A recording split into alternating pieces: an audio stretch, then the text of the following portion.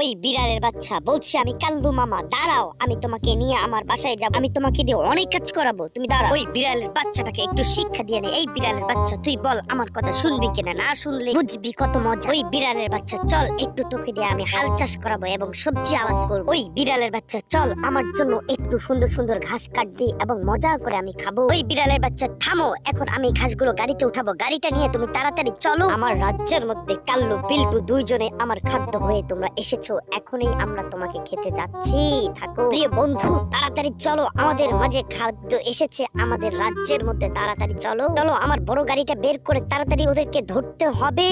আরে আমি কাল্লু মামাকে তোমরা খাইতে আসবা, এই যে বাঘ মামা দেখো, এখনই তোমরা কি বিপদে পড়ো। বাপরে মরছি, কে মারলো রে পেছন? তুই বাঘ মামাকে এখন নিয়ে আমার বাসায় যাব এবং মজা মস্তি করব। তুই বাঘ মামার গোশত কেটে আমি এখন ফ্রাই করতেছি, এখন আমি সস দিব এবং সুন্দর করে রান্না করব।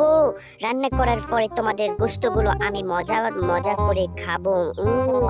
দেখি তো কাল্লু মামা কোথায় গেছে। কাল্লু মামা মজা করে তরমুজ খাচ্ছে, আমিও একটি তরমুজ নিয়ে পালাই পালাই, এই সুযোগ আর পাবো না।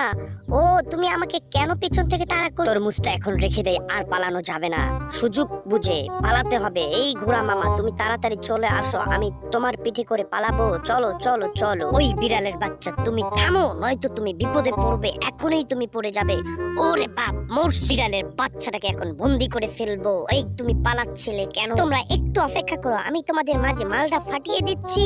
মালটা পাঠিয়ে দিলাম, এখন দেখবে তোমরা কত মজা পাচ্ছ। ও বন্ধু চলো, আর থাকা যাবে না এখানে, আমাদেরকে এখন পালাতে হবে। ওরে বাপ, মোর কি এক কষ্টের মধ্যে পড়লাম, জীবনটাই শেষ হয়ে গেল।